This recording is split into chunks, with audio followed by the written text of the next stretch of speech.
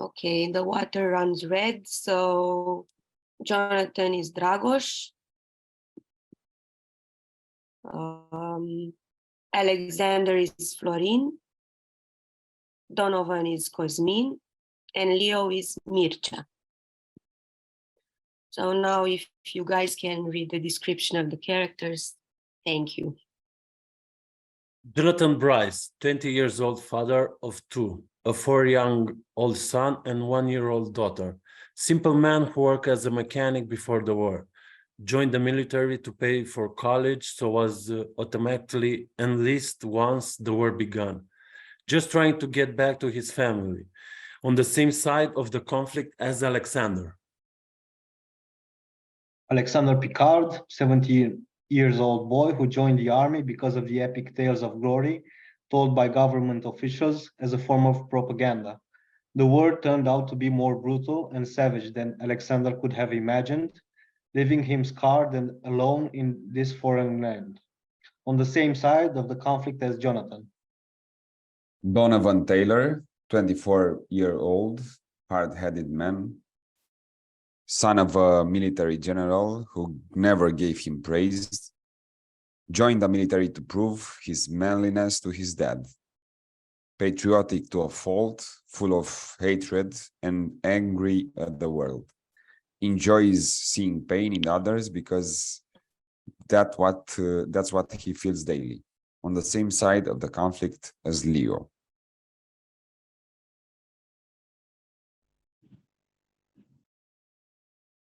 Leo Marshall, 72 years old doctor for the army, was retired but re-enlisted to help due to the death of many seasoned health professionals in the war. Advocate for peace and service towards others, very level-headed through years of experience, on the same side of the conflict as Donovan.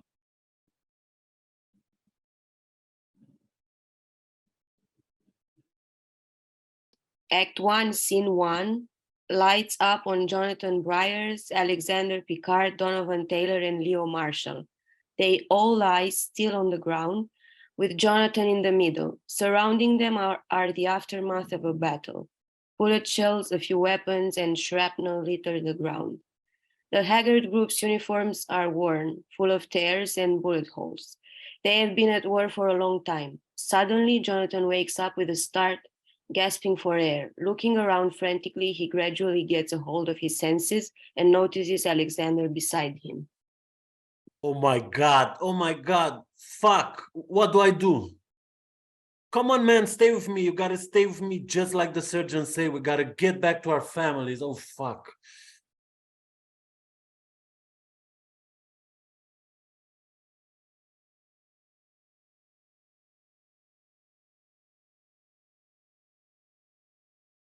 You'll need to do more than that to save him. Stay back. Put the knife down, son. What, so you can kill me easier? No, I need to get him to safety.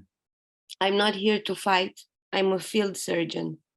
Okay, well, either help me with him or leave me alone. All right, the tourniquet was a good start. Help me lay him down flat and prop up his head to open his airway. Now use your canteen to wash out the wound. Thankfully, the bullet went all the way through, so we won't have to perform surgery. Here, hold the patch in place as I wrap up the bandage. All right, good. Good? Yes, good. You have a family? Yes, I have a beautiful wife, Mary, and 2 kids, Tristan and Lucy. Tristan, it's almost 4, and Lucy just turned 1. They sound lovely. I can't say I understand your pain. I never married. You're missing out. It's the most wonderful thing. Stressful and chaotic, but good. The deepest love you can possibly feel. I told them I would bring them back souvenirs from the war. Although now I don't even know if I'll make it. Were you drafted? No, I joined the reserve to pay for college. A trait of enlistment for a better job seemed worth it back then. Didn't ever think I see any action. Why did you join? Well, I hate war, but I like taking care of people. Hell, I didn't have anything else to do. No, I liked the challenge of fixing these brutally injured people. Even if my country is at fault for starting the war, I might as well do my part in helping the people that are affected most by crazy politics. What a hell of an idea that a single person can snap their fingers out of annoyance and the whole country goes to war. How about instead of asking the government officials that profit from the wars, asking the everyday people, the ones that deal with the brunt of their policies?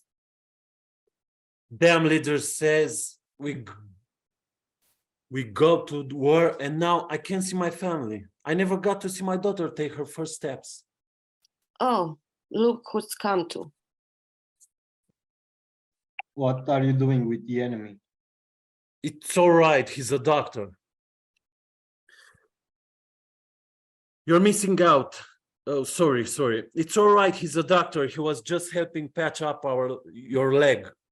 I would calm down and take it easy if I were you. That wood is a nasty one. I should have never gone. I should have never signed my life away to that damn paper. Glory. Hey, kid, remember me? We trained together with the 21st Battalion. Always thought you looked too young to be out here, but you passed the test. I am too young. I'm too fucking young to be out here. They promised me glory, excitement, and adventure. I dropped out of high school to join, and all I got in return was hell. 5.5 weeks of muddy, disease-ridden hell. Shitty living conditions, moldy rations, and a death warrant.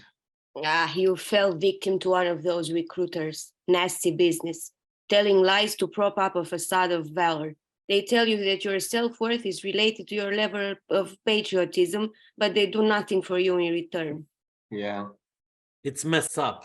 Patriotism naturally comes when the country is striving to be better. Instead, they choose the opposite and force feed us it.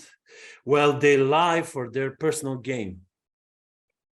I can't tell you the number of times that I have been asked to skew numbers on my medical reports. Fewer reported dead, more reported to be improving. All so they can lie to the public, so their citizens play along with their game. An ignorant public is the easiest to manipulate. Yep, sheltered from the truth and distracted by popularity, public appearance, and entertainment. God, do ever people really see? Easier looking back on the should haves and could haves. Well, I think people know. They just choose to look past all the corruption and starvation and struggle because it's easier mentally. I know that's what I did. Easier to just go out and play football than worry about those less fortunate. Yes, it is. Oh, I didn't think he was still alive. It's taken him a while to come around. Stay back, all of you. You're a traitor, aren't you? Conversing with the other side like that. It doesn't matter what side we're on. Of course it did. Their country is a danger to us. Their filthy leaders and their worthless, parasitic citizens. A danger to you? You're the one that invaded us. We are securing the safety of our citizens. By killing innocent bystanders. And destroying our livelihood and land. Sometimes that's the price of peace. Hey, let's just all calm down here for a second. Why did you join the military? I joined out of patriotism to my country and loyalty to my people. Does that patriotism require you to ostracize and hate other people? If that's what it takes to win the battle, then yes. No, I'm talking about the actual people, not the country, not the leaders, the people. They aren't people. They're sacks of shit, raised incorrectly and brainwashed by their government. Not even... Look at the stream. It's dyed red, not with the blood of enemies, but the blood of people.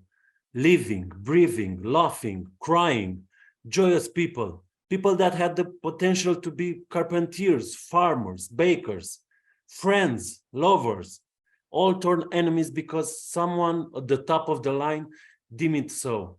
A war of the elites paid for by the commerce. Water is the source of life, but we're too busy tainting it with the blood of living. Can you see that what we're doing by spreading hate?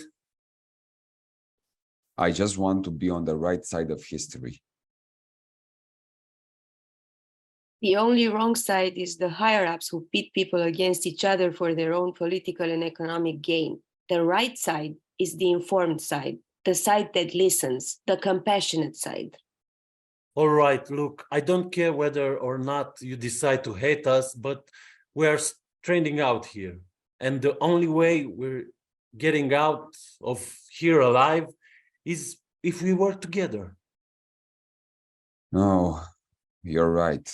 I just followed the rhetoric that you guys were my enemies without even getting to know you. I'm Donovan Taylor. Jonathan Breers, pleased to meet you. Leo Marshall, I'm old enough to be your grandpa. Alexander Picard. Nice to actually meet you, sir. Just met you guys and you already show me more respect than my dad does. That bad, huh? Well, he's the one of the reasons I'm out here. Came out to prove myself to him. Didn't even get a pat on the back when he came to visit the base. Do you think that because... Do you think it's... Sorry. Do you think that because you were frustrated with things in your own life that you hated the other side more? Well, it sounds stupid to say, but yeah. I might not have amounted to much, but at least I wasn't a sack of shit. That's what I kept saying to myself, saying that there was someone else below me. It brought some sort of comfort, but it also caused anger. If I hated myself so much, then the people below me had no right to feel joy. So I took my frustration out on them. If I didn't feel like I deserved to live, then these people definitely didn't. Boy, I was wrong. Well, you realize it now, so that's a start. Seems a little too late for repentance, man. Repentance is just change, a reorientation to the right course. Yeah. And you're not trying to kill us anymore, so that's pretty monumental. Yes, I'd say that's a nice improvement. I suppose you're right. Are you all religious in a way? I'll do some meditation here and there, but I can't say I'm particularly religious. I believe there's a God, but I haven't found a church that feels right. Yeah, I'm not spiritual either, unless you count getting high. How about you, Donovan? Are you religious? Yeah, I've been a strong Christian my whole life.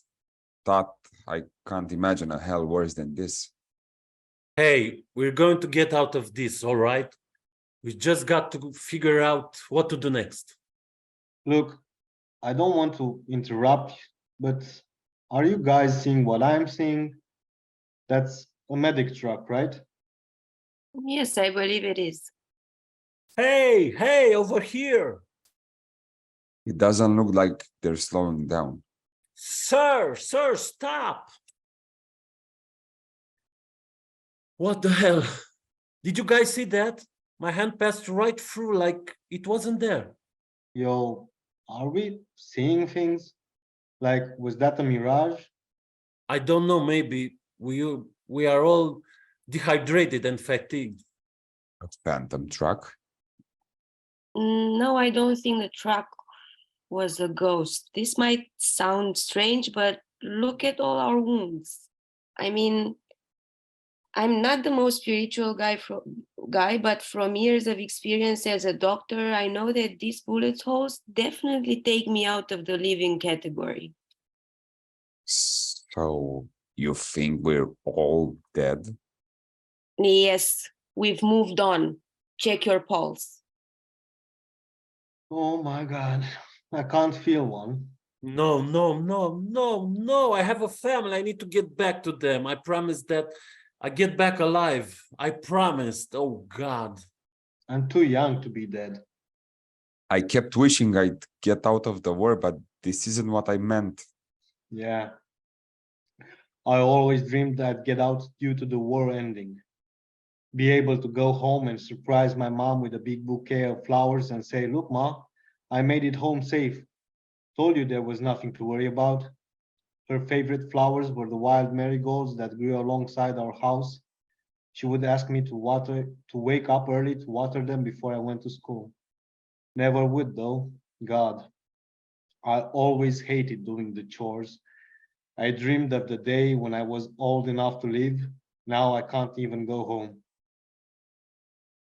I might be old now, but I can remember the days of wanting to be out of on my own. I hope you know that your mother can still feel your love. I didn't tell her I love you enough. Trust me, parents know. Although I would give anything to tell my kids, I love you. One more time. You'll be able to tell them when they see you in heaven or wherever the hell we meet up. I can't tell you what I was expecting to experience when I died, but this definitely is not it. Yeah, I always thought we'd meet God or someone, although now I'm not entirely sure. For real. I was expecting to automatically know whether my friends had been right this whole time. Guess we have a little more time to wait until we find out. Well, maybe this is just it. Nothing particularly important, just the coming together of two sides to resolve their conflict and talk. I like it better if there actually is something. Maybe we've been sent here first to pay for our sins from the war. Speak for yourself. I hardly saw any of the action.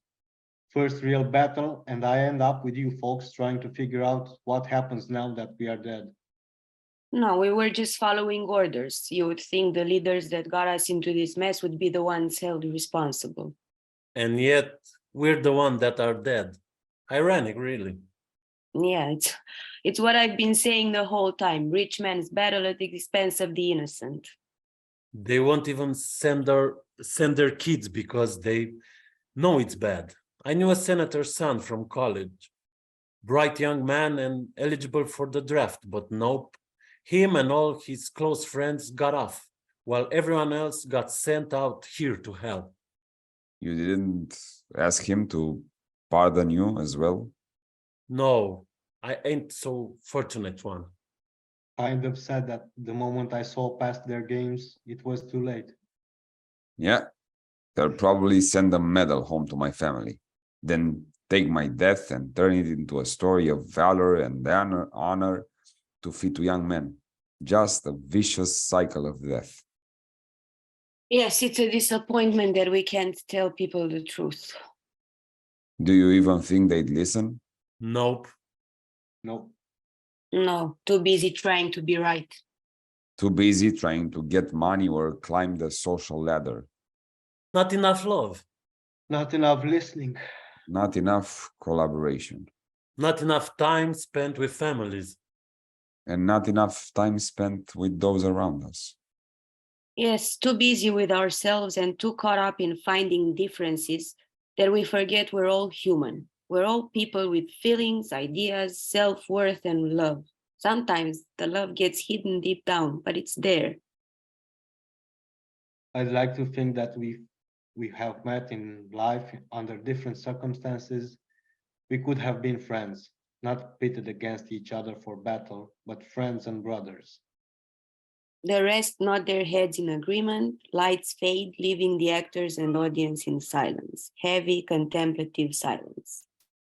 End of play.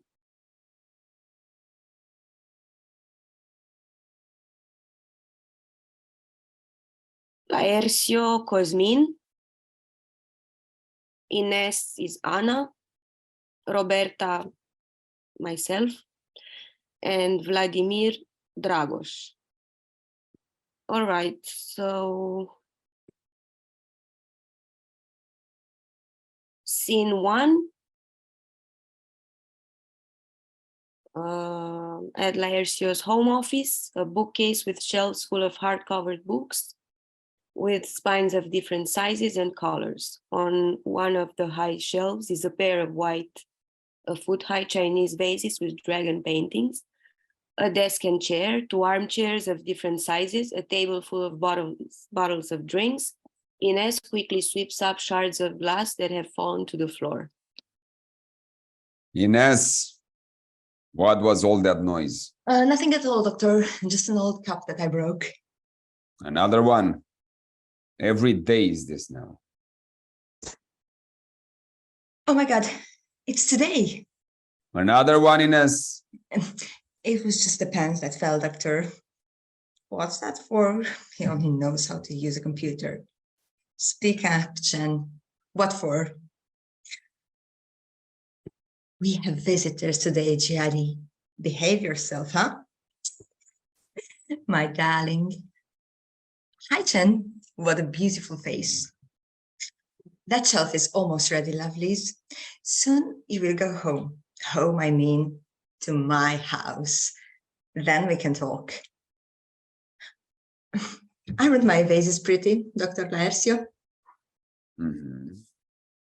Jeez. Mrs. Solange was scared to death I might break them. No way. The shelf is almost ready, doctor. Then I'll take the little dragons. Miss Solange wanted it that way. And you get rid of them. Damn, I didn't get one. You don't even like Gialli and Chen very much, do you? Clean up later, Ines. Enough of this blah, blah, blah. Ah, the auctioneer. Open the door, Ines. Yes, sir. Come on, creature. You're not going to keep the girl there waiting. Oh, shit, again. Free fire, wait for me. Dr. Laercio, this is... Yes. Our auctioneer. I was waiting for you. Nice to meet you, Judge. I know several lawyers who were students of your father-in-law and have great admiration for him. And for you too, of course. My father-in-law was a good professor.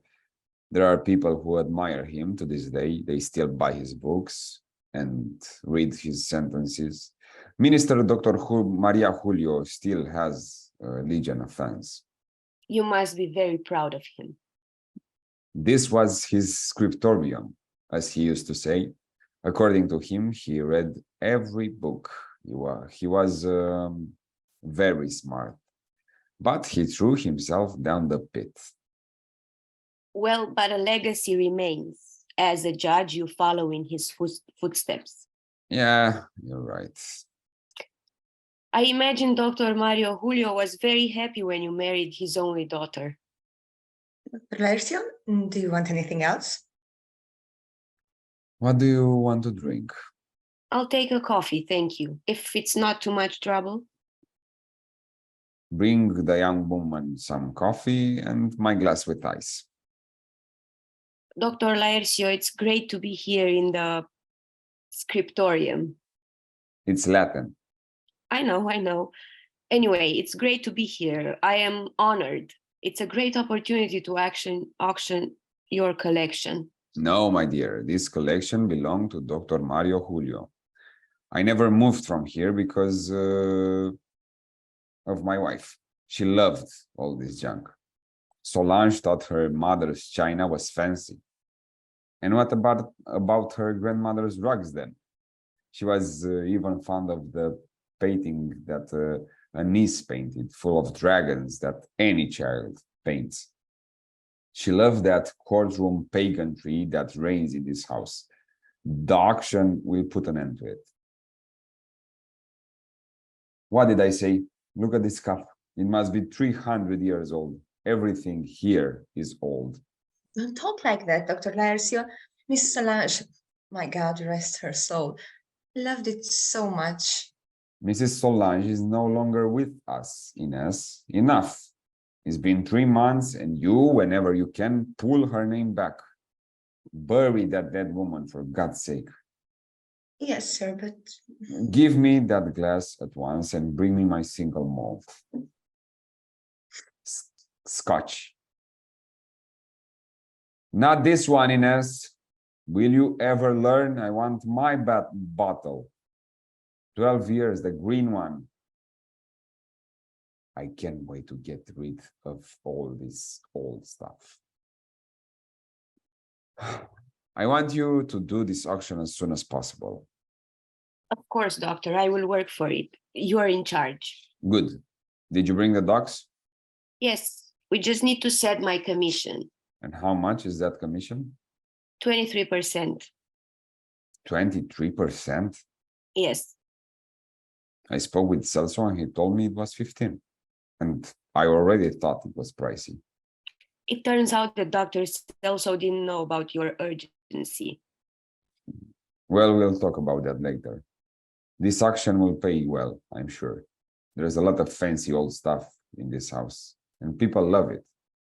Incredible. Well, tomorrow you photograph everything, and then we'll talk about this little tax here. How much did you say? 23. I won't leave a pretty young lady like you without your commission, and a good one, that's for sure. Hey, friend, I'm busy now. When? Great. Where did you say you want to go? Okay, but again, right this one? Remember, they scratched my Jeep there. All right, let's go to Eternate. Then I pick you up tomorrow. Love you too. This girl, she loves the Eternate, the one in Ipanema. Fancy. Oh, you must have already been there, of course. Yes. Doctor, back to the contract. I need you to sign. Young lady, are you doubting the word of a judge? Here in the minister's scriptorium? No, don't get me wrong, Dr. Laercio. It's just a bureaucratic issue. So young and worried about bureaucracy. Come on. Because my modus operandi is, whoever works for me, believes in me, you will have to take my word for it. Hey, Ines! Right away, doctor. I need urgently a new maid. Tomorrow you can show Roberta the house. Open the cupboards, the drawers, the hiding places. She knows all the hiding places. Roberta is going to photograph all these old things. Scene 2 at Roberta and Vladimir's apartment's living room. It is night, the same day. The two are sitting at the table with various paper sheets and a calculator. How did that happen, Vladi? Well, I paid for the market, the restaurant, gas, everything. Why didn't you tell me before? Because I wasn't able to. How long have you been late? 5 months. 5? You are crazy? Ever heard of interest? Credit card interest? Bettina, when I get a job, I settle the debt. I promise. Then we can start a new life. And how am I going to sleep until then? Again, Vladi. I haven't even told you yet. The day after tomorrow, I have an interview in a Gucci magazine. A lot of cool people, everyone's struggling. I'm going to get the job. Vladi, what is the exact amount of the debt today? We won't be able to pay that. Never. Scene 3 in the kitchen of Laercio's house, late afternoon of the following day. Now we're done. Tired? You know what? I love what I do, Ines. I think I would like this work too. I've been doing this for years. The only problem is that I don't have a steady salary, commission earnings. Does Dr. Laercio pay you properly? Yes. Why are you asking that? Oh, I don't know. I don't know him well. He sent me to do the job without signing the contract. I was kind of like... Solange was a lively woman when she was young, wasn't she? I saw the photo in the living room. What did she die of? Better ask Dr. Laercio. Oh, Ines, I didn't mean it. Just asked out of curiosity. Okay. Of course, I'm not going to ask him. The woman just passed away. He must still be a little shaken up. Dr. Laercio? Shaken up? Does he look shaken? Just see where he is now. You're right, they're in the uppish restaurant. He doesn't behave like he's a widower, let alone sorrow. He's a selfish person. I noticed it right away. When he showed up here, My co-workers know him from the Court of Justice. They told me to stay tuned. They said that the minister was a nice person, but this guy, he doesn't hide his lady killer side. are you under 30? Never mind then. Wow, it must not have been easier for her. Mrs. Solange was a very good person, and she died of sadness. She wanted a child. It was her dream, a full house.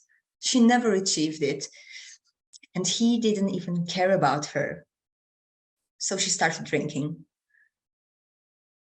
I think she only managed to get out of the hole the day she shot herself in the head. Ines, When I heard the noise, I ran away. I entered the room and, poor thing, I will never forgive myself. She woke up very late that day. She called me into the bedroom. What a face she had. She told me to get the 2 vases that I adored, and she gave them to me, Jiali and Chen. vases? Yes, vases she said she got from her father. It seemed like they really came from China. Dr. Laercio hates those vases. He thinks dragons are cheesy. But Mrs. Solange loved them, and so do I. Where are they? In the home office. How come I didn't notice them? I hid it behind some books. I was scared. But wait a minute, I'll get them. Look at these dragons. This is Jiali, and this is Chen. It was Mrs. Solange who named them. They are equal, Ines. How do you know who's who? Well, I simply ask them. I talk to them every day. She said the vases were a gift because I took good care of her. She said many more things, always dear to me. She told me I was her friend. Me? She was saying goodbye and I didn't even notice it. And why haven't you taken these vases home yet? Because my cousin is building a shelf. It's almost ready. As soon as he installs it, I take them. A very fancy place for the kids. Does Dr. Laercio know that Mrs. Solange gave you those vases? He doesn't even care about those vases. I've only heard him talk about them once. And do you know what he said? That he didn't want that Chinese crap near him. And why are these vases still stored there in the office until now? Mrs. Solange, who said to leave them there. It was her father who bought them, you know? And the office was his. But from time to time, the judge takes it out and puts them here in the kitchen. And I put them back. Ines, I'm going to photograph those vases too. No need, Mrs. Roberta. They won't even go to the auction. They are worthless. And they are mine. I'm going to show you something. Mrs. Solange wrote my name inside each one, so everyone would know that she gave it to me. I know, Ines, but Dr. Laercio is the owner of the house. He told me to photograph everything. If I don't do it and he finds out, I'm screwed. Oh, Ines, I need this auction to go well. Of course it will. There's a lot of old stuff. I need money, urgent. Oh my God. Did something happen? My husband, he bogged us down on the credit card. Does he owe a lot? We are. A lot. And he's unemployed. I need my commission. He has to consent to it. I have no other way to get the money now.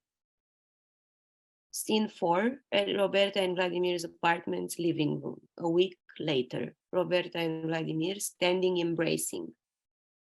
I told you it would work, my love. I start on Monday. And you know the best? The salary is much higher than I expected. That's great, dear. But I'll catch up on our lives. And I say more, if you want to go back to the master's degree, go for it. I'll hold down the fort here at home. How darling. But I love my job and I know I couldn't live in your tab, so the master's degree is for later. It's up to you, my dear. Honey, I want to tell you something that happened today. Oops, now it got serious. No kidding. It's really serious. There was a bomb at the agency today. Bomb? Are they going to fire someone? No, remember the auction I'm holding for the judge? That one, Dr. Scriptorium. The expert went to the agency. He's evaluating everything for the auction. Do you know how much he said a couple of Chinese vases he has at the guy's house are worth? 6 million. 6. Bettina, what madness. A little pair of vases, 6 million? This is a jammy fellow, huh? How lucky. But the story is a bit complicated. What do you mean? The wife of the judge, who is already dead. Has the scriptorium died? No, who died was his wife. She gave the vases to the maid. The maid? Was she crazy? It's just that nobody knew the value of those things. He hated those vases, and the woman and the maid loved them. At some point, she decided to give it to the maid as a gift, and that day she blew her brains out. Poor thing. But now the maid will earn 6 million. The mistress was wonderful for her. Dr. Celso said he's going to call the judge today to tell him that the vases are worth 6 million. And him? Oh, I don't know. I think the guy is going to outsmart the poor thing. The woman gave the vases to the maid because she liked her much. They were like friends, almost. A rich mistress friend of a maid, Beta. Oh, tell another one. I think so, dear. Ines took care of her for years. The woman's mind was kind of troubled. The maid was the one who put up with it. That's when people end up getting attached. But a guy like him doesn't care about that. Buenas do what? Take your commission and get out. I so wanted her to get along. Sweetheart, forget about it. Now it's our time. Scene 5 at Laercio's home office was on the phone. How much? But how? The old man bought it in a junk shop. Whoa, I got lucky this time. 6 million. Problem? What do you mean problem? That maid. What did she come up with this time? What? You said gave? Are you crazy, Celso? Fuck, why would she do such a thing? Chinese porcelain vases. This is a blatant lie. This maid is not worth a nickel. Solange would never do that without talking to me, her friend. Did you believe that, Celso? She's a fucking maid and nothing else. She doesn't have a pot to piss in. Chinese porcelain, and on top of that, from that Ling dynasty in the slum, man, please. Let's stop here, Celso. It was the oldie who bought the vases and gave them to my wife, and she died, so they are mine. I'll sort it out now. I'll call it tomorrow. This time I hit a jackpot. 6 million. 6 million. That old snob never gave me a pair of socks. Douchebag, always pretentious, walking around in that silk robe and that stinking pipe. He didn't even say good morning to me. And now 6 million. I need to put this crap in the safe. Scene 6, a hallway. Laercio enters through a door. At that moment, Ines appears at the other end with a large bucket full of water in one hand and in the other, cloth cleaning products and a broom under her arm. They stop in front of each other. Where is the uniform? Just because your missus died doesn't mean you can walk around in that sloppy way, no. Dr. Larcio, my vases are going to the kitchen. Ines, why are you saying these vases are yours? Because Mrs. Solange gave it to me. You are... She would never do that without letting me know. But it's because you don't even like them. I guess that's why she didn't say anything. It doesn't matter. These vases belong to the minister who gave them to his daughter, who married me and later died.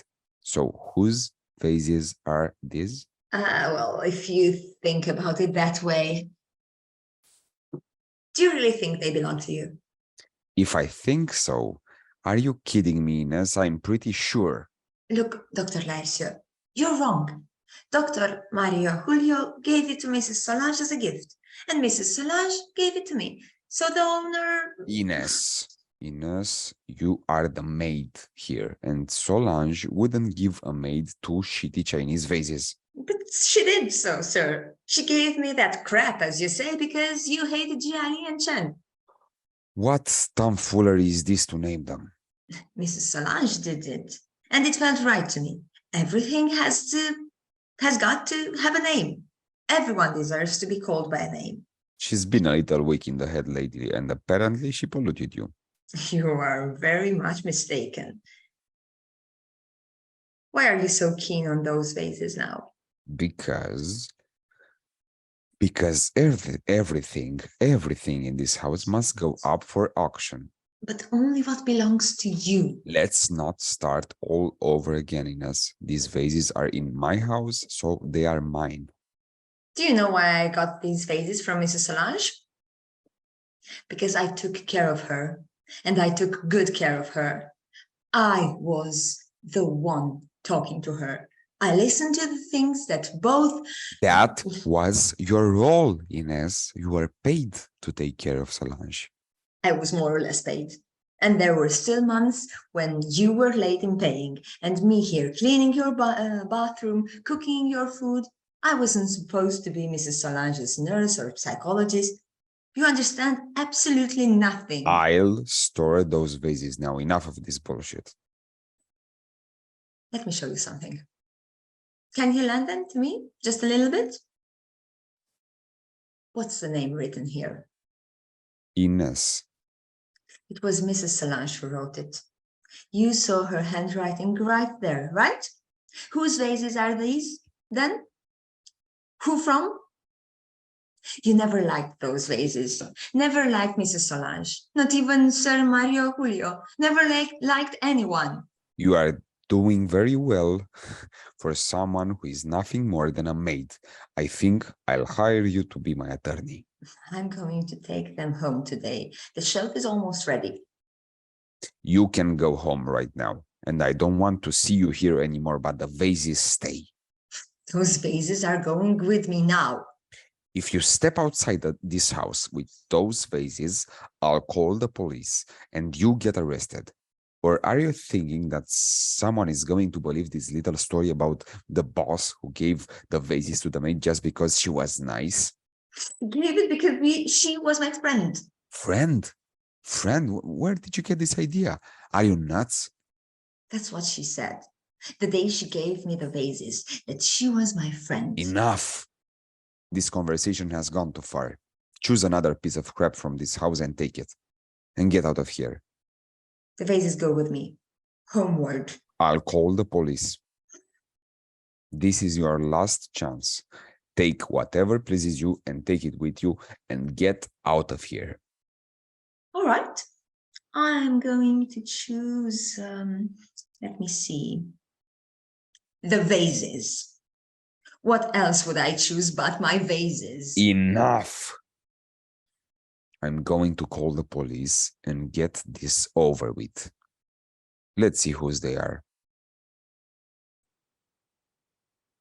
You mad woman! They were worth a fortune. Am I allowed to go now? You pig. Come on. I'm going to finish you off. Jelly, Chen, my sweethearts, let's go home. Miss Solange, and you are going with us.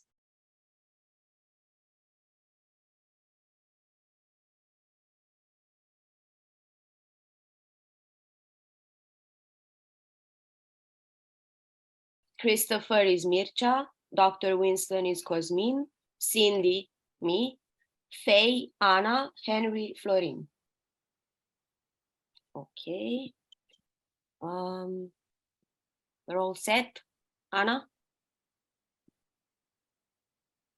So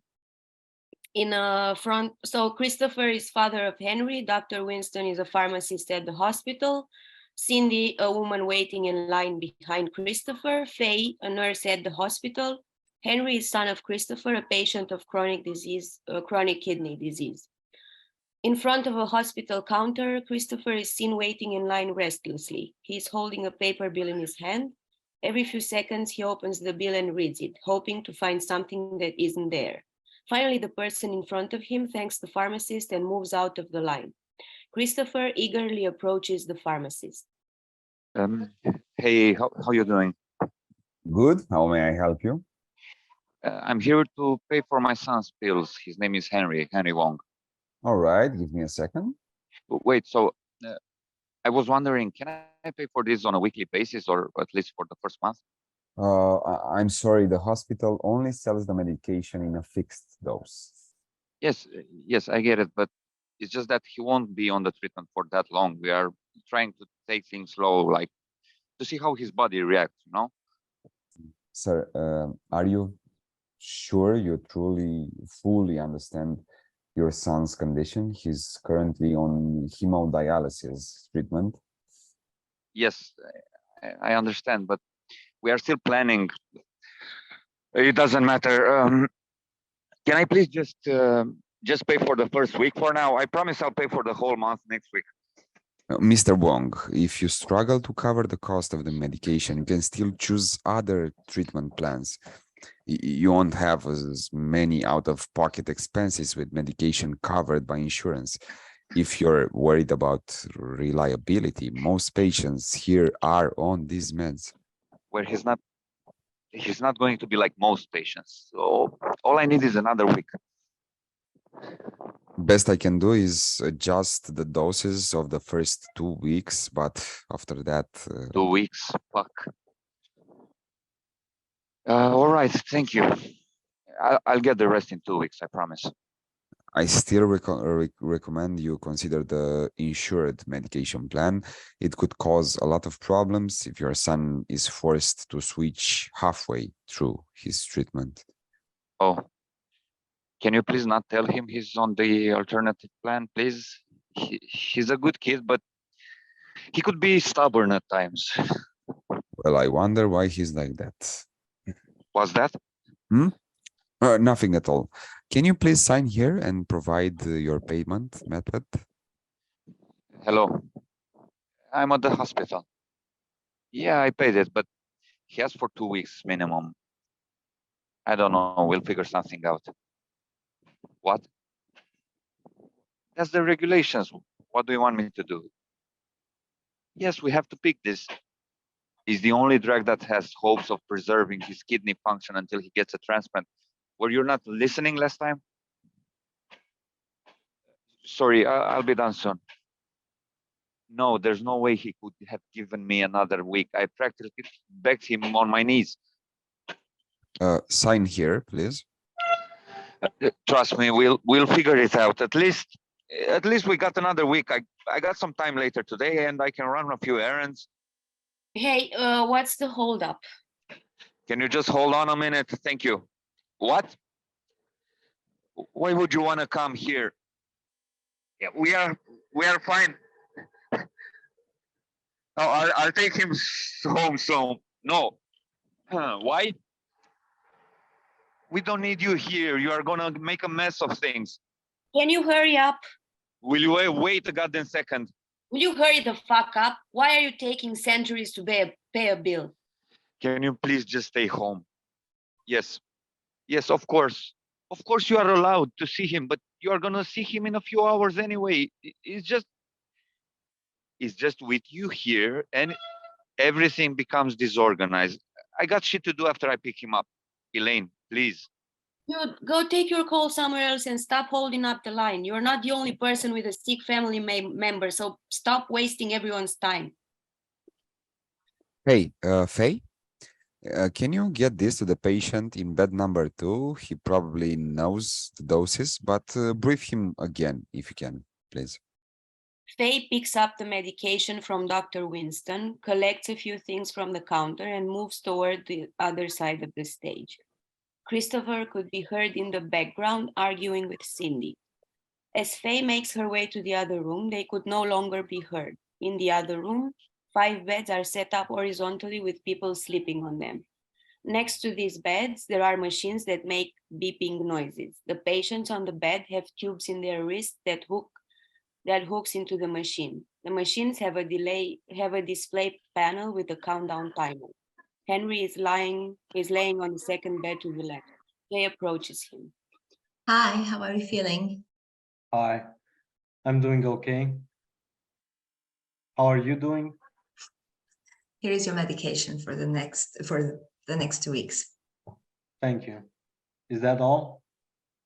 3 times a day for these, twice for those, right? What's your remaining time? Let me check the clock. I've got 5 minutes left. Lovely. I'll check back with you after you're done. Hey, can you get my dad on your way out? He should be waiting in the lobby. Sweetie, family members shouldn't be in the room. You're almost done. I know, but I want to say a few things to him. Faye, it's important. Just this once, then. Thank you. I really appreciate it.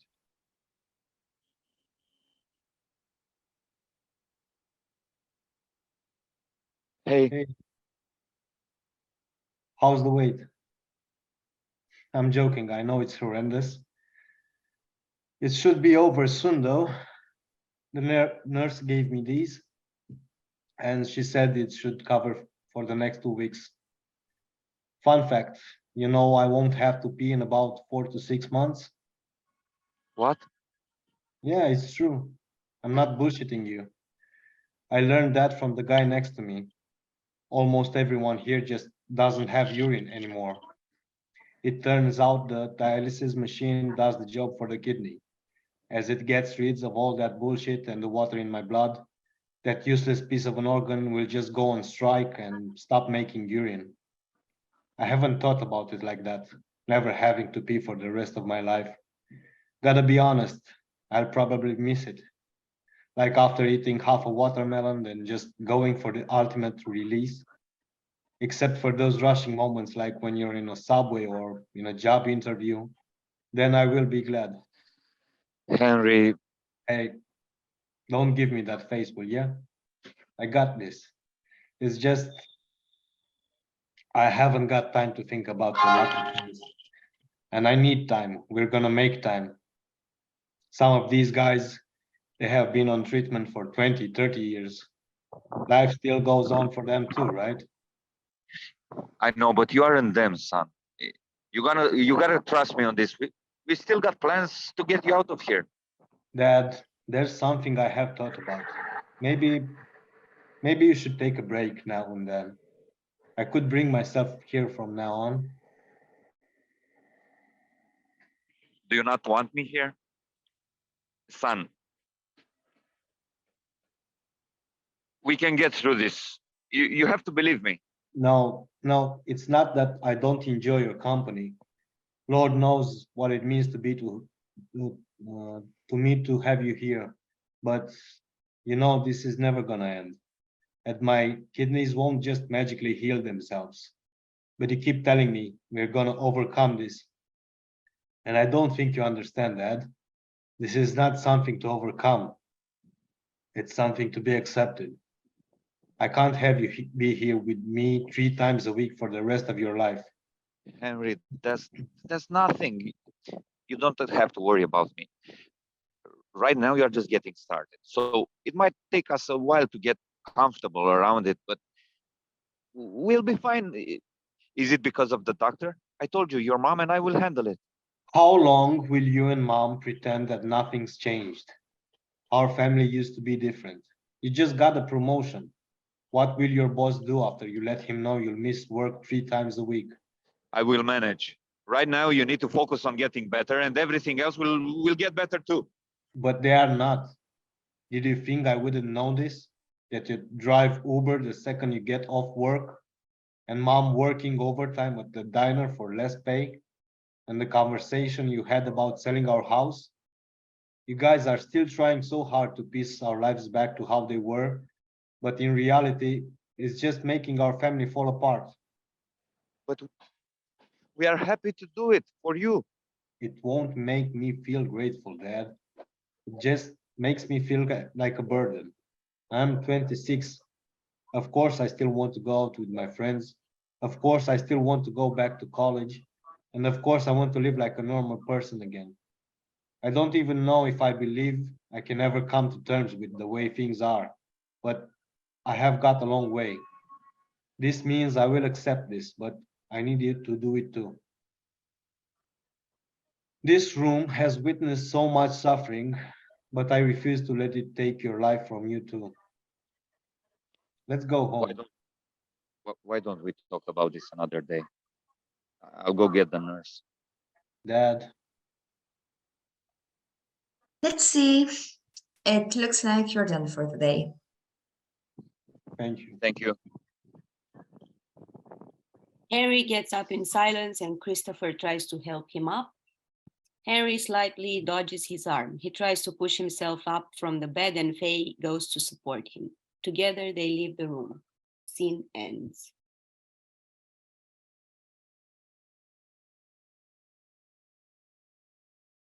Thank you so much. Let's all come back on camera and let's offer all of these actors a fantastic round of applause. We really appreciate your work, your reading, and carrying the words of these playwrights forward. That's just wonderful. And we invite you all to come back on camera as you'd like and rejoin us in gallery view so that we can see one another as we enter the second phase of our reading, which is our talkback. During this section, this is a great time to ask any questions that you may have of any of the playwrights who are present, of any of the actors, of any of the faculty mentors. This is an opportunity to think about the impact of the words you've heard, any of the stories, any of the metaphors that you'd like to dig into. So we'll open the floor for questions. We'll just call on you. It's a opportunity to really engage with your responses. So we welcome them. Yes, so it's not a question, but I would like maybe the playwrights to introduce themselves so that we can meet them. That would be great. I see all of them on the call. So who would like to go first in terms of playwrights? We'd love to hear from you. Spencer, please. Okay, hi, I'm Spencer Wild. I'm a freshman here at George Mason University. I'm a musical theater major. Yeah. And the play you wrote? Oh, and I wrote The Water Runs Red. Thank you.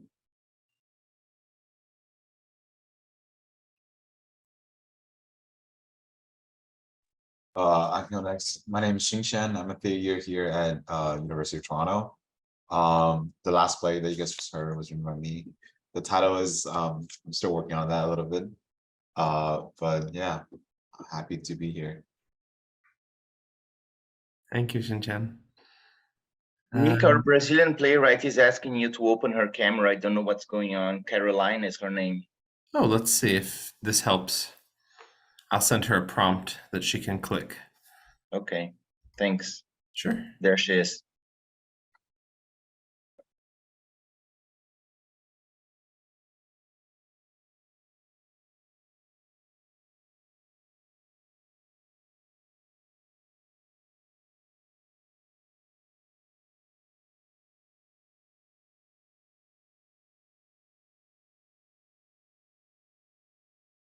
Caroline, would you like to introduce yourself? Ah, there we go. Carolina, eles estão pedindo que tu te apresente, eu faça a tradução em inglês. She's going to talk in Portuguese and then I translate into English. Okay. Thank you. Good morning. Sou Carolina, faço parte do grupo PR Berton, com muita honra, e é a primeira vez que ouço um texto meu lido por atores e foi maravilhoso. Muito grata pela experiência. So this is Carolina from our group in Brazil, and she is very happy because it's the first time she's listening to one of her plays being read in English, and she's very thankful for the experience. Thank you. Great. As we begin, sometimes we like to reflect on a question in these talkbacks. And so as things occur to you, please feel free to jump in. But I'll pose this question to the playwrights to kick us off and ask you what it was like to hear your words interpreted by these actors from a different place and a different lens and a different cultural context, and what that might have revealed to you about your work or your process.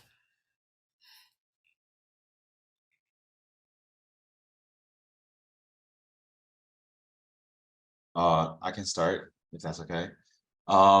Yeah, it's been a while since I heard it last time, probably over a couple months after I submitted, and I made some changes to the play as we gone along. It's very nice to hear how the original version differ from this one, because some of them validates my changes that I made, and some of them made me rethink of the choices and how the different effects it creates. In terms of like the cultural significance of having these actors who are speaking with the different cultural roots to play, I realized something that I like, maybe the cultural significance I was adding to my play, the nuance wasn't necessarily so specific, that the emotions, that the human emotions that I'm trying to convey is still universal, and the themes of family and the narrative I'm trying to portray is just as applicable anywhere in the world. And I feel like that's a good direction I need to continue to take. And about the not accessibility, the universality of how to communicate themes I wish to communicate. And yeah, it was a very great opportunity, and thank you for all the actors who are participating. Great, thank you for that. Spencer, please. Yeah, I would definitely agree. It was a lot of fun to hear it being read aloud. For me, that's like the first play that I've written, like ever. So it's kind of fun to hear like be actually read aloud and kind of be interpreted. And it kind of shed light on some changes that I might want to make in the future, specifically with like the choices in dialogue. Specifically because it is kind of like the characters are in like a limbo state, I feel like I needed to make a stronger choice on whether I picked more heightened language or more colloquial speech, just because in some places like the actors are the characters in the script are just kind of talking pretty like using everyday speech to each other, but other times they're using a little bit more heightened speech and using like larger words that maybe people wouldn't use on like a daily basis to try to portray some of the themes that I was working with. But yeah, definitely something to look forward to. Maybe make some revisions just to like make my choice a little bit more concise, a little bit stronger in that area. But yeah, thank you. Thank you. It's a great reflection. That's why we do this. Okay. Paulo, please help me. Foi muito interessante ver pessoas do outro lado do mundo lendo meu texto, mas eu acredito que a temática dele é uma temática universal, que é a questão do valor da verdade, se eu sou comprometido com a verdade ou não.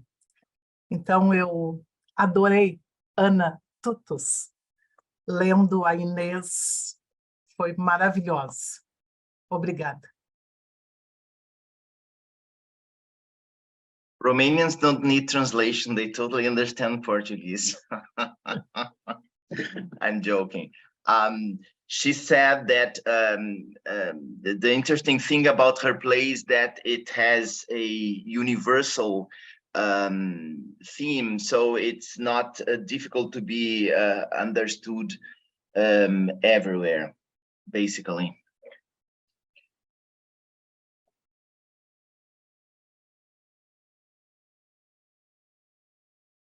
Oh yeah, Kristen, jump in. I just wanted to commend everyone. I'm thinking about the actors who took on these very different storylines, and it was so clear how much they were listening to each other and really reflecting the words. And I understand that Mircea had to leave, but I was sort of struck by how even when Mircea was moving from place to place, I mean, really in transit during this, it worked, you know. I mean, even when he was in a station or somewhere outside in transit, it's amazing how that actually resonated with the storyline. And I think there's something to be learned here about the power of simplicity, of having actors engage with the playwright's words, really focus on those, really deliver those clear stories as we heard today, and just focusing on the storytelling. And I just want to thank everyone for that, because I think these were three very clear stories.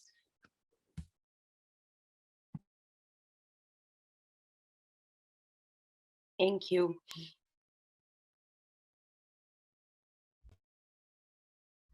Other thoughts or responses, any impressions from the actors as well? And I guess a follow-up to you as actors, did you all have a director, or how did these readings take shape for you as actors? Were you specifically directed, or were these devised, or how did you form these readings? We didn't have a director. We just met on Zoom because Anna lives in Bucharest, Cosmin lives in Cluj-Napoca. And I don't know, we just started reading. I mean, since I've been studying playwriting, I just saw how important it is to do a clear reading and not try to act more than necessary for an actor, you know, because you tend to be, okay, I have to show I'm an actor and be the character, but it's a reading, so it's just, I think for me, it's important to clearly deliver the words and the intentions that the playwright put in his or her play. So Absolutely. And yeah, we are students of the master degrees in the Mures, and we are 4 actors in this year, yes. And we are kind of used to doing readings. I mean, we read our we read works. each other's plays. Yeah. Each other's and our own, and even the colleagues that are not actors become actors when we need a character, when we need them to read a character. So yeah, we are kind of used to working like this. Thank you. Absolutely. And I echo what Kristen put in the chat. It really did serve the words. And you, I really appreciate what you said, Corina, about the temptation of the actor to be seen as acting. But there's also such a beautiful vocal embodiment that we heard. And so I would argue they were fully embodied, but without all of the scenography and all of the other energy that surrounds actors that can sometimes get in the way of language. So thank you. Thank you.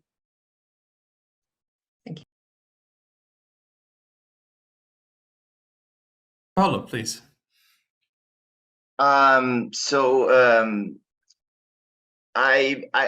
curious about the experience you have in Mures about this playwriting master degree you have over there. I think it's interesting, maybe for all of us, and many of us are beginners, playwriting beginners. So where is he? He left. Spencer said he wrote this play. This is his first play, and I know Carolina too does not have much experience with playwriting. This is one of her first plays. I'd like to know a little bit more about this experience of teaching playwright in a graduate program in Romania. If Elise could, or all of you could speak a little bit about that. Yes, so in Romania, you cannot study playwriting as a BA. There is just a master, so you have to finish some other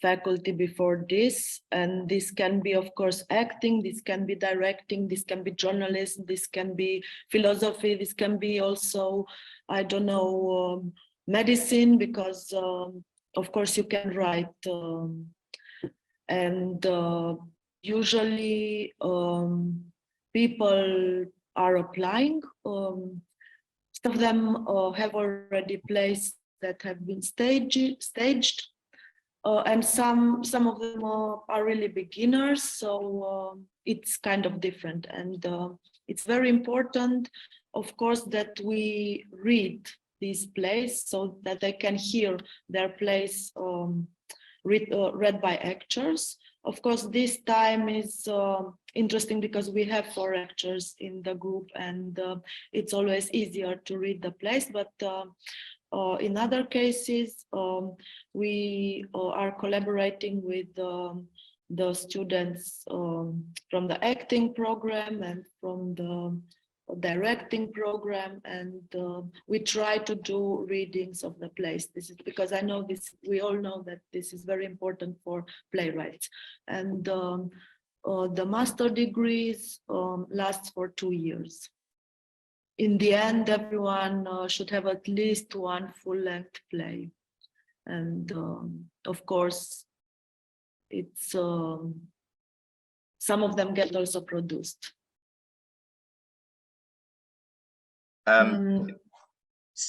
Sorry, I just wanted to add that what is very important for me is that this master's provides a safe space where you can experiment and then also get feedback, because of course you do not go to a master's to get a recipe for writing a play in a certain way, but you can just discuss with your fellow colleagues and of course with our tutors. And of course, you take into consideration the feedback, and then you filter it and you apply whatever is useful for your play. So this is I think the most important thing for me in this degree. Just sharing what I'm doing and getting somehow encouraged to keep going. Yeah, maybe it would be important to say that we have different cursuri. Different classes, yes, different classes. So we also have the writing part, but we also study other works as well with other tutors, like watching different shows, different theater shows from all over the world, and reading and discussing the what we read. So that and analyzing other works is a part of this master degree too. Yes, and we also write a lot of essays. Maybe more essays than plays sometimes. That's interesting. Is there an idea that the playwright has? So the idea that you cannot start studying playwriting, you have to be something else before you become a playwright. Like it seems that you have to be either an actor or a director before becoming a playwright, as if you must have this experience. Is this the idea that why you don't have playwriting as a bachelor in Romania? No. No, it's just bad politics. I don't know. No, it's just, I mean, there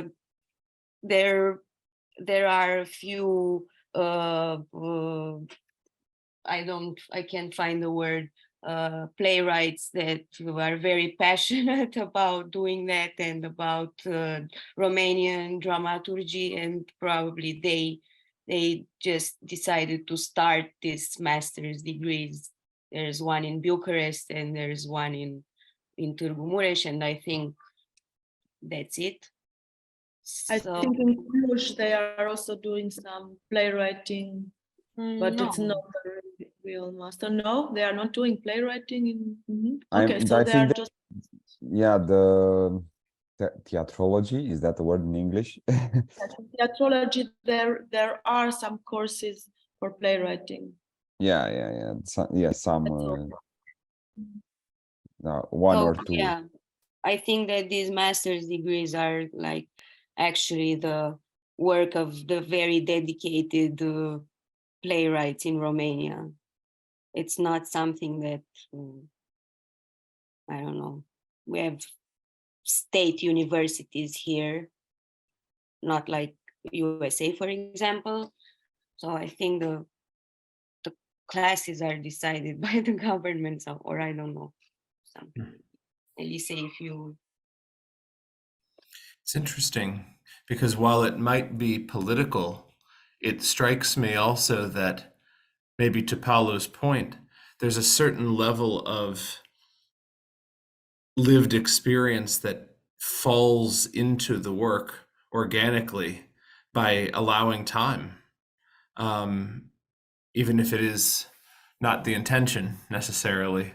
It certainly produces a really rich laboratory result, speaking to Anna's point, that if you're going to take this up and you come into a master's program, there's something really interesting about knowing you're signing up for criticism and you're signing up for analysis, deep analysis. It's really very interesting to me. I see Kristen's hand. And Paulo, is that a fresh hand or? Oh, all right. Kristen. I was just thinking about the playwrights and also the teams that did the readings. So the actors and directors as well.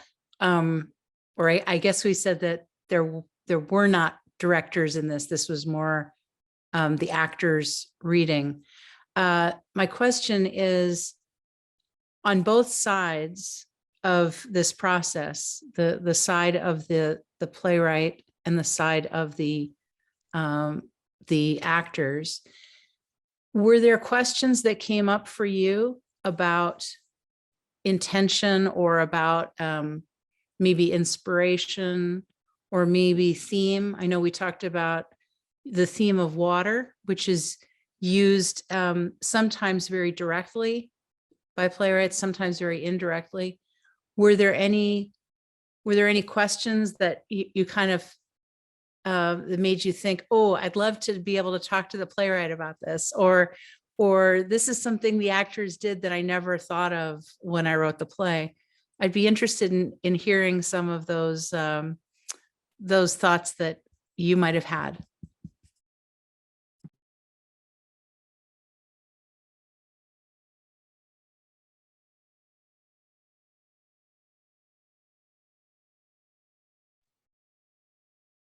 Paulo, would you mind interpreting for Carolina? Yeah, Thank you. yeah, of course.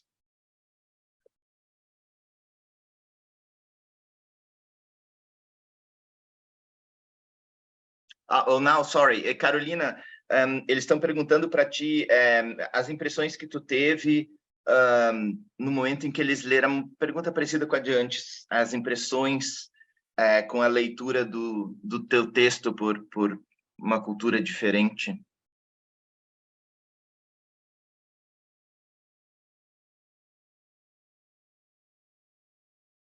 Abre teu mic. Vamos traduzir por pedaços, pode ser? Então,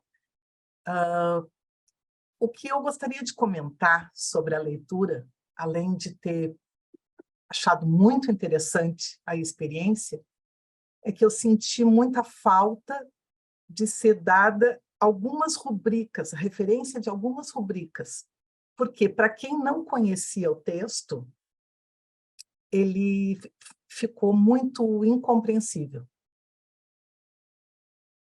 Por favor. In her opinion, she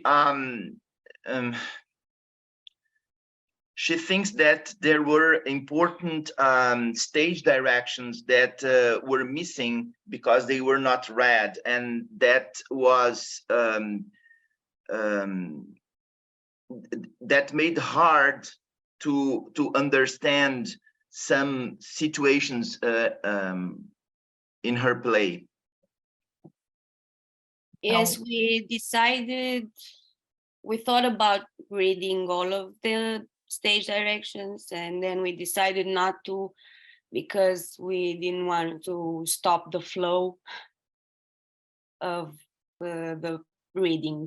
We read both in both ways, and we decided it's better like this. Entendeu? Hoping that Ok.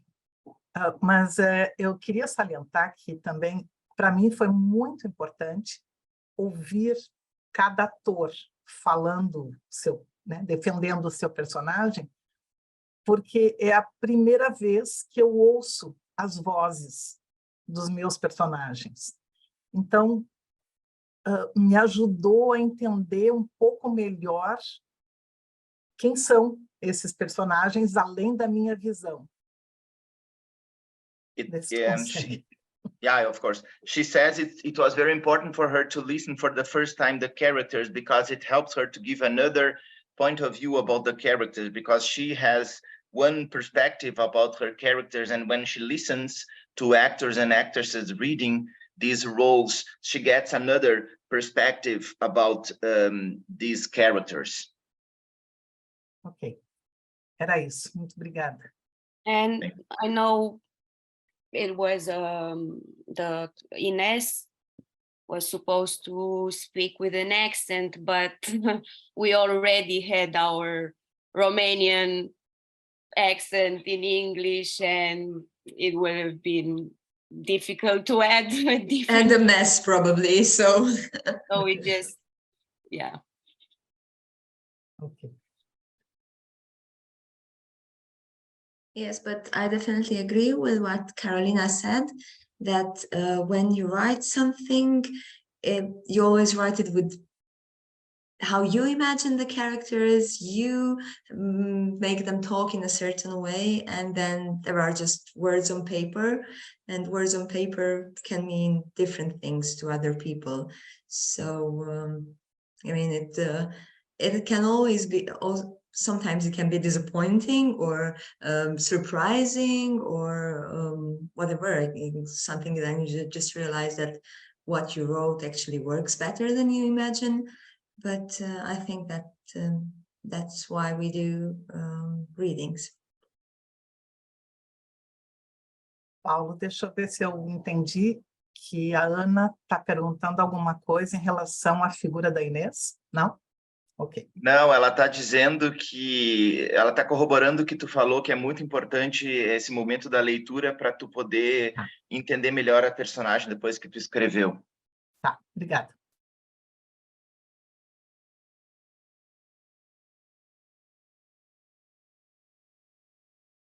But I think the lines of the characters were quite clear for all of us. I mean, at least for me, I understood the situation, and it was, I think that helps an actor to know in what direction to go. And that's why that's also why we didn't need a director, but as Cosmin said, we usually work like this. We just read it and that's it. Yeah, thank you. What a great articulation of process in both directions. Thank you so much. We have time for probably one more. I see Spencer's hand. Yeah.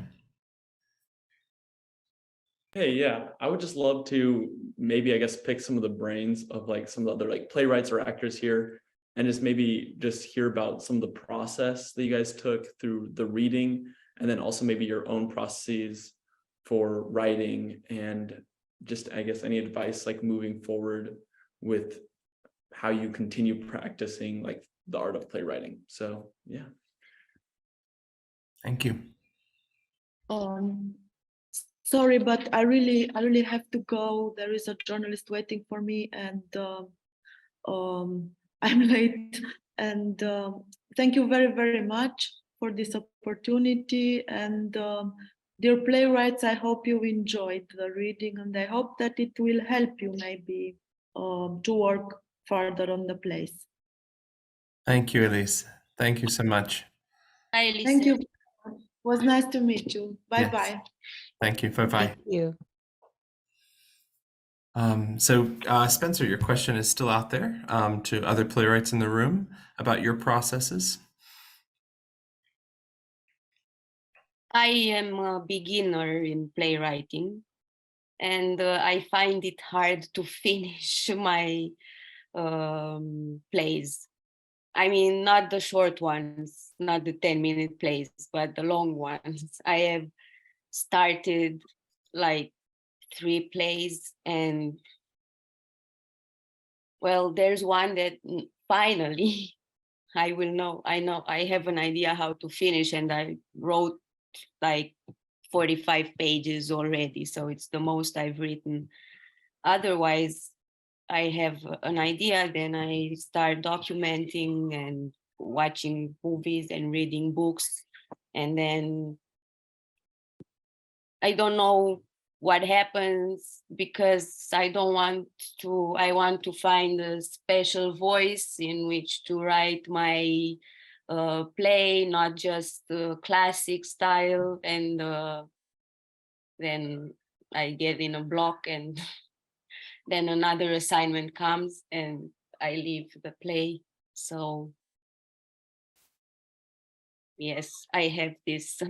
My teacher said that I am good with words, with the lines, and I think I am good with lines, but I don't know how to finish my plays, which is not good. If you're good with lines, it's not enough. You have to finish what you started. So, Thank you. Carolina, I saw your hand. Excuse me.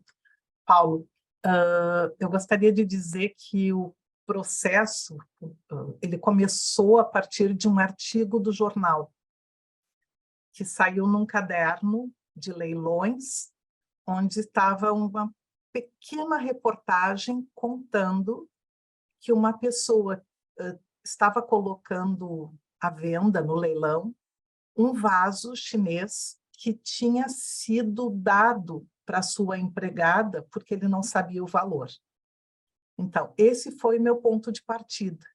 mas pelo que eu entendi a Corina falando, eu também não sabia aonde eu queria chegar, porque esse foi só o início da história. Eu queria imaginar como se deu o final. E também as nuances, né? O meio, porque nada disso era uma reportagem bem pequena.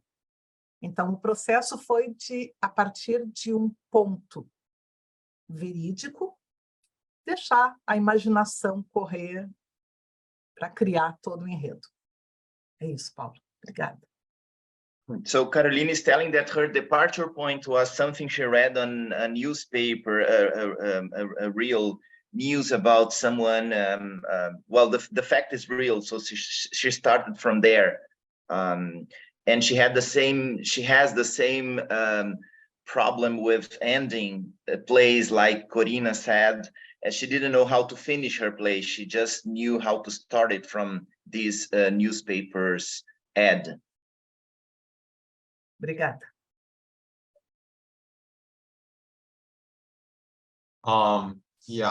With the process, I would have the privilege to work with, honestly, my personal opinion, one of the best playwrights in instructing the world, Janet here.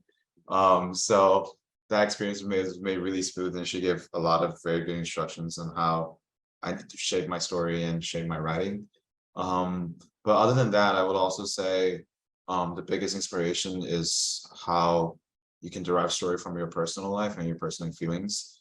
I find that because I'm writing fiction, it has to come from somewhere. And although imagination is a great part of it, and to see the characters in your head, imagine the way they will talk, to make that feel as natural and as human as possible. But the feelings and the emotions that character experience has to be something that I feel like it has to have evidence to stand on, as something as a playwright I've either personally experienced or seen it happen before my eyes. So that's where my greatest inspiration, and that's the motivation to keep writing these stories, because I would find a way to document these feelings and emotions that are real and that happens to people, and I always find that some way will resonate in the audience when it eventually gets produced or shown on the stage, that we are making these for an audience, and these are the stories that do happen to people all around the world. So yeah, that what I would say is the hardest drive in my personal writing, and in the future as well. There was always stories to tell and stories to be told. Thank you.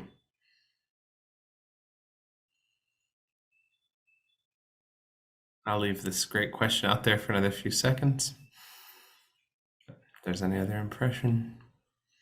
Maybe Cosmin wants to tell us something. Cosmin had a lot of plays produced, and he also has a theater award for one of his plays. So maybe we could Actually, him something. one of the actors who played in the play has an award. Did you have a nomination? Or? No, I didn't. The actress. No, then Cosmin, you don't have to talk. Fine. Yeah, well, I don't know. I'm in a stage now with the play I'm writing that makes me doubt a lot. And I think it's interesting that it's a normal part of the process, this continuous doubting. I mean, this always questioning the shape in which you try to into think your play is going to end up, and always starting over. And yeah, I think it's interesting because I don't think that any other jobs than the artistic ones mean that you have to always contradict yourself and question yourself and put things in perspective and asking for advice. And I think that it's that was very important to me from these master's degrees. The always controlling the feedback from people, and yeah, trying to experience something new, trying to do some kind of homework that could push things forward. One of the exercises that Elise gave to me actually influenced a play so much that it turned out to be another play. I was writing a story about two old people falling in love on Facebook, and Elise challenged me to create these Facebook profiles of these people, and I did, using the Face app, and it was me being old. And because of this kind of exercise and this homework that was given to me, the play turned out to be about totally something else, and something new and exciting happened starting from that. And Tell them what, because it's interesting. yeah, well, I made this Facebook profile of my characters, and some accounts, some fake accounts, starting writing to my fake account, and I started chatting with one of them for months, actually, and she was a girl. I mean, it was a profile of a girl, and was saying she loves me, she loves the character. I mean, she wanted money, of course, because that's a lot of what happens on Facebook with old people when they accept friend requests from random people, random profiles. And yeah, at one point I told that person that, you know, I'm not this 80-year-old man, I'm this 27-year-old man. And she told me it was he actually, it was a 17-year-old from Ghana. And yeah, and we started talking, and that's the play now. That's us talking on WhatsApp. Yeah. So yeah, this kind of exercises are, I think, are useful to me. If you want, I will send you the play. I saw that you. It's in English, so It's in English, yeah. So it's quite easy to read. That's brilliant. Thank you. Thank you for sharing that story. So yeah, I think it's important to have people to challenge you in that way. That was. Paulo. Do we still have time, Nick? Just Last word, you take it. First, I want to say that we are nervous now because we have Cosmin's play to direct here in Brazil, and he's an awarded playwright. So the responsibility is bigger than we thought. I just want to say that this experience here is so interesting for all the playwrights, because they start from the same place. They have to face a play, they have to choose a theme, they have to start a structure, but we have very different cultural backgrounds, and that's very interesting. So here in Brazil, we don't have any playwriting tradition at all. And when we see the Romanians, what they have over there, starting with UNESCO and going to Wisniak, and then they have this Romanian New Wave cinema with many awards everywhere in Europe. And it's a totally different cultural background, but because here the playwrights, they don't have these examples or these influences.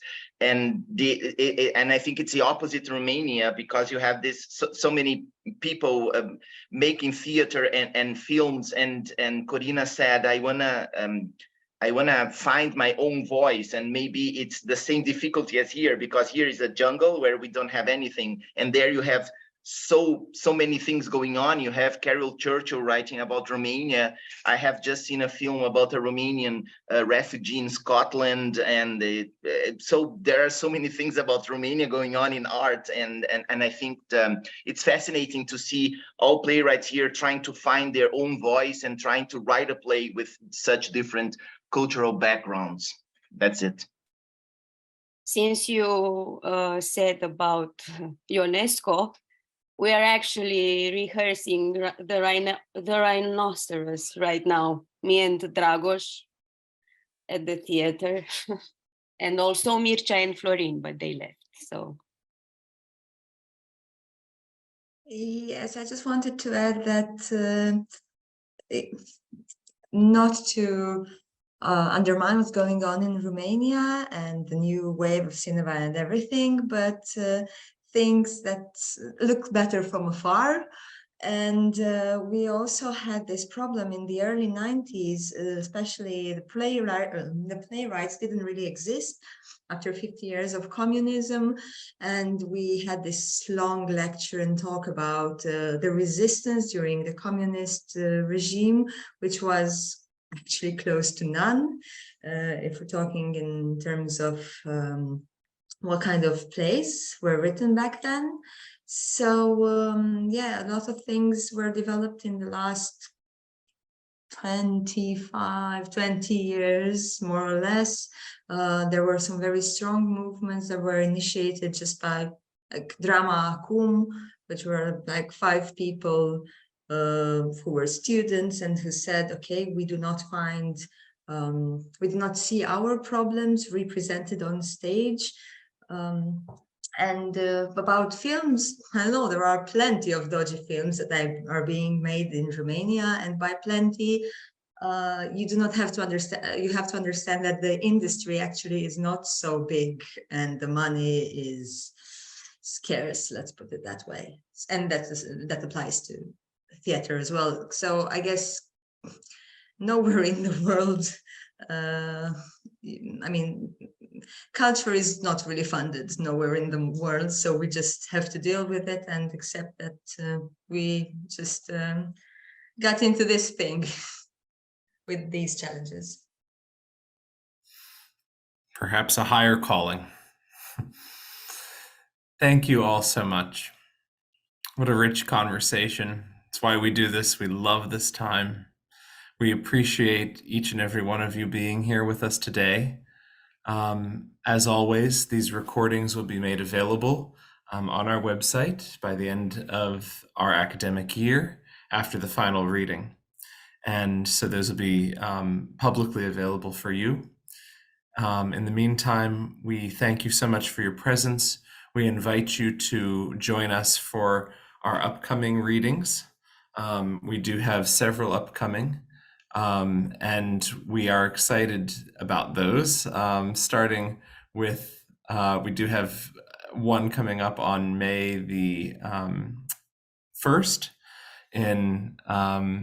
at the More University in Nairobi, Kenya, on May 2nd at Santa Catarina Federal University, hosted by faculty mentor Paolo Berton, and on May 3rd at the University of Toronto, hosted by faculty mentor Janet Sears. Special thanks to Elise Wilk. We're so grateful to have her join us this year, and to all of you, her students. We're so grateful for your presence. And thank you for supporting 1001 Plays, which is made in large part by the support of George Mason University and our director, Joe LeBranner, and our dean, Rick Davis. Thank you all so much, and we wish you well. Until next time. Thank you so much. It was Thank you. meeting you all. A pleasure.